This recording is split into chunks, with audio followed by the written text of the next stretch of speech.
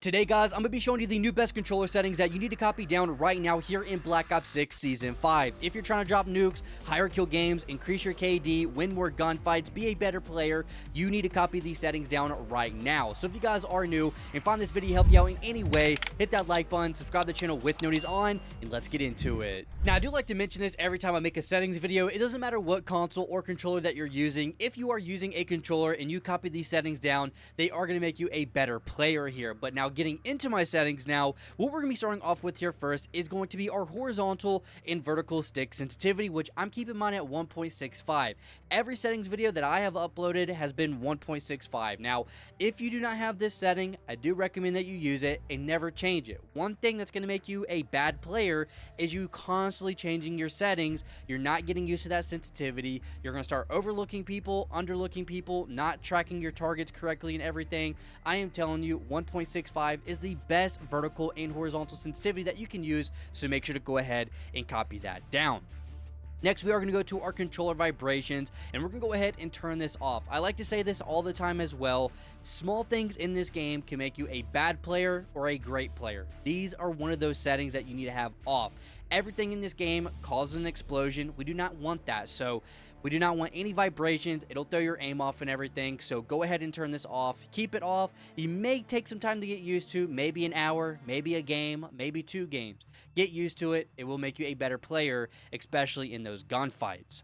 Now, for our dead zones here, you can go ahead and copy these down. Our left stick is going to be minimum at 1, max is at 55. This is going to help with your movement, triggering your movements with the omni movement and everything. That's very important. So 1 and 55 for your left stick. And then for our right stick, we have it at 2 and 99. This is just going to help with your aim and everything. We want it to be very responsive. We want to be able to move with our analog sticks. So we're tracking our targets, snapping onto our targets and everything. So 2 and 99 for our right stick.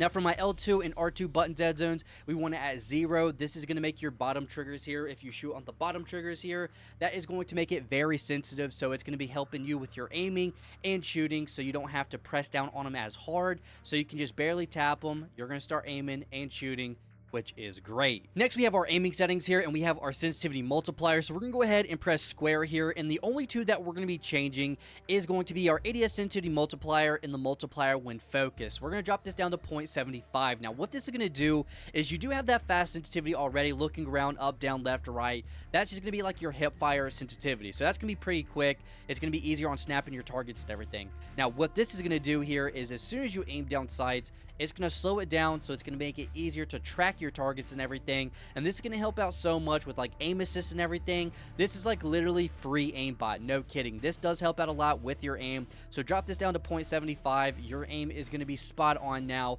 I'm telling you, if you see my gameplays, you know how good my aim is and everything. This does help out a lot having it at 0.75. Now, we're going to jump into our advanced settings here next, and what we're going to be changing here is going to be our ADS sensitivity transition timing. We're going to put this on instant. Now, if you don't have this on instant, by default, it is gradual. We're going to put this on instant. Now, what this is going to do, it is going to allow us to, as soon as we aim down sights, our ADS sensitivity multiplier is going to go from 1.00 instantly to 0.75. That's what we want. So this is a very important thing to have on, especially in your gunfights and multiplayer Warzone. Whatever you're copying this down, this is very important. Now, we have our aim response curve type. I'm gonna let y'all argue about it in the comments. A lot of people like to argue about it. I like linear. I think it's the best one. A lot of people will agree. A lot of people will disagree. I think this is very good. Again, you've seen my gameplays. You've seen my aim. I do have it on linear. And then also, we're going to press square here, and our slope scale is going to be at 0.80 as well. This is a setting. I'm not going to go in depth about it. Just have it at 0.80. Thank me later here. So make sure to have it on linear and 0.80. Now, also, target aim assist. Make sure to have this on if you're on controller and not playing with aim assist. Why? It makes you such a better player. It makes me such a better player as well. Make sure to have this on. That is very important. Now, going over here to our movement settings, we have our sprint assist. We're going to make sure to have on tactical sprint assist on. That's very important if you're running and everything. We want to have on tactical sprint assist. We are going to press square and make sure our delay is at 0 and our assist sideways and backwards is on. This is going to help out a lot if we're trying to dive backwards or sideways and everything with the Omni movement. So make sure to copy those down. Now, for my corner slicing, I like to have this on. Some people like to have it off and everything. For me personally, I like to call it free easy kills. There is places around the map that you can look around a corner and, I mean, they're not going to be able to see you whatsoever. So, I mean, easy free kills. You can spawn trap. They can't see you. There's some spots they can't shoot through walls and everything. So, I mean, it's easy kills. No kidding. So, make sure to have corner slicing on. And then we're going to drop down here to our movement advanced settings. We're going to go ahead and press X here. Now, this really just depends on the perks that you use. Now, for me, I use single tap run just because I use slipstream as perk 3. So I no longer have a tactical sprint.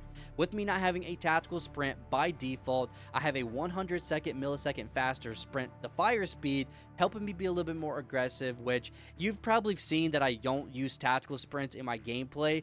But if you use tactical sprint, like if you're using double time or something to move around the map really quick, you're going to want to put it on single tap sprint. This is going to make it easier to trigger the tactical sprint. So again, if you use double time or something where you're able to use a tactical sprint, you're going to put it on single tap sprint. And if you use slipstream where you don't have a tactical sprint, you're going to put it on single tap run. Next, we are going to jump into our graphic settings here. The first thing we have here is 120 Hz refresh rate. We're going to make sure to have this on. If you have this setting and you're able to turn this on, go ahead and turn it on. It is going to make your gameplay a lot more smooth. It's going to make you play better. So go ahead and make sure to have that on. Now, for our gamma and brightness, I just keep mine at 50. I do not like the gamma. I don't like too brightness. I don't like gamma or anything like that. So we are going to keep it at 50. Now, for our echo mode preset, I don't know why this was on for me, but we're going to go ahead and turn this off. This is such a pointless setting. So just go ahead and turn that off. It does absolutely nothing. So go ahead and turn that off. Now, jumping into our quality settings here, we're going to turn off our world motion blur, weapon motion blur, and depth of field. We do not want our game looking blurry or anything whatsoever like that. We do not want our game looking nasty or anything, so make sure to have these 3 things off. Our fidelity cast is going to be on, and what we're going to do for our strength here for our fidelity cast is put this on 70. I feel like personally, if you go any higher than 70, it makes the game look too grainy and too nasty looking, so I don't go any higher than 70. Some people will tell you to do that. Some people won't tell you to do that. I'm part of the don't do that. It's just going to make the game look too nasty. And then we have our details and textures. Now, this is going to help your console have better quality. So what we're going to do is make sure to have our on-demand texture streaming on optimized. We're going to press square here. We're going to have a located texture cache size on large. We want to have the largest size of textures always downloading, and we do not want to have a download limit here. So we're constantly downloading the best textures. It's going to make us have the best quality on consoles. So this is very important to have really good quality on console. Now, for our view settings here, our field of view is going to be 115. Now, some people will tell you this, some people won't tell you this. I feel like personally, if you max this out at 120, you are going to have a chance of input delay. I don't want to risk that whatsoever, so I have mine at 115. I don't go any higher. I don't go any lower. The human eye is not going to tell the difference between 115 and 120. You literally cannot tell unless you're like extremely just staring at it just to see it, but 115, 120, it looks exactly the same, so I don't want to risk any input delays, so we're going to put it at 115. Now, for our ADS field of view and weapon field of view, we're going to have this on affected and we're going to have this on wide. Now, what this is going to do is when we aim down sights with our weapon, the camera doesn't zoom in. So if a weapon has a fast fire rate, the recoil isn't going to look as bad, the visual recoil isn't going to look that bad, or the muzzle flash isn't going to look that bad. And also with the wide weapon field of view, we're going to make the weapon look smaller. So again, if any weapon has recoil, visual recoil, or muzzle flash, it's not going to look that bad. So this is going to help out a lot, just making the game look a lot easier. The game is just so much easier having those things on. So very important, affected wide 115 field of view.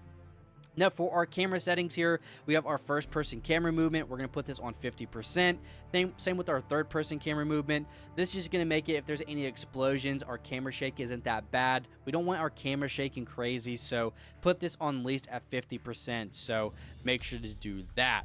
Now we are going to go to our audio settings here next. I don't really go too crazy with this. The only thing that I will tell you, just turn off the music. I mean, I don't like hearing the music when I play. I just like to hear my gun shooting, explosions. That's all I like to hear. So I have my dialogue volume and effects volumes. Those are the only things that I have on. And then for my audio mix, I have Sucker Punch on. That's just going to make our sound a lot cleaner. I'm going to be able to hear footsteps a lot better. I can hear how many people are running at me, if they're below me, above me, beside me, or anything like that. I like to have that on. And then also, if we go down here to our hit marker preset, I have this on classic, which is the Black Ops 4 hit marker preset, if you like that. So go ahead and put this on classic. And then we have our interface settings here, which there's not too many things I want to talk about. Really, the only thing that I do want to talk about here is going to be in our gameplay HUD. We are going to start with our safe area, and we're going to make this square here as small as possible. We want all the action to be as close to the center of the screen as possible, so we don't have to move our head, look at the mini-map, check our ammo, check our kill streaks, and anything like that. All we're going to be able to do is just move our eyeballs, which that is very important. So, again, make this square small as possible.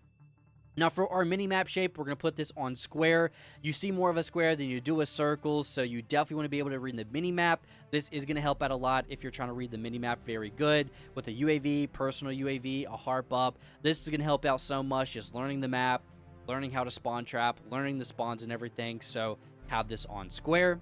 We have our mini-map rotation on. We have our radar off. I don't like to be able to toggle our mini-map on and off. I think that's pointless. We do have our compass. We have this off. I think it's rather annoying. Some people will disagree, but I do not like the compass in this game, or really any game, newer game that has the compass like this in this game. I do not like it. Now we're going to our player names. I like to have this on full names because you actually have a crazy advantage with this. Now sometimes through smoke screens, through walls, through doors and everything, people's names will pop up sometimes. It's weird how it does it. It was a glitch back in Modern Warfare 3 last year. Same in Modern Warfare 2. It's a glitch this year still. So full name with their clan tag. Sometimes you will be able to see through walls, doors, like smoke nades and everything. So this is going to give you an advantage. And then for our final thing here, we have our crosshairs. Now, one thing a lot of people have a problem with in literally any first-person shooter is centering. So these are going to be the settings that you're going to want to copy down to have the best settings for centering. Now, what we're going to do for our crosshairs, we're going to make sure to have this on static. We're going to press square. Our center dot, we're going to make sure to have this on. This is going to show us the center of the screen, so that is very important. Center dot scale is the largest, so we can see that dot, which is going to make it easier to read the center dot. We have our crosshair spread. I like to have it on. The opacity at 100. And then we have the crosshair color at the hex color, the number, if you want to copy this down, at 00FF99. If you want to copy that down, it doesn't matter wherever on the map. It could be bright, it could be dark, it doesn't matter. You are going to be able to see your crosshairs and everything, your center dot and everything, which is very important. So make sure to have this on, and it is going to help out so much with your centering. I promise you are going to win so many more gunfights with these settings for your crosshairs here. But these are my settings you need to copy down for Season 5. I do promise you, I'm telling you right now, if you're trying to get better, try to drop nukes, increase your KD or anything like that, be a better player, be more accurate, copy these settings down. That's going to happen, I do promise. But guys, thanks so much for watching. Again, if these settings do help you, hit that like button, subscribe to the channel with notifications on, and I'll see you guys in the next one.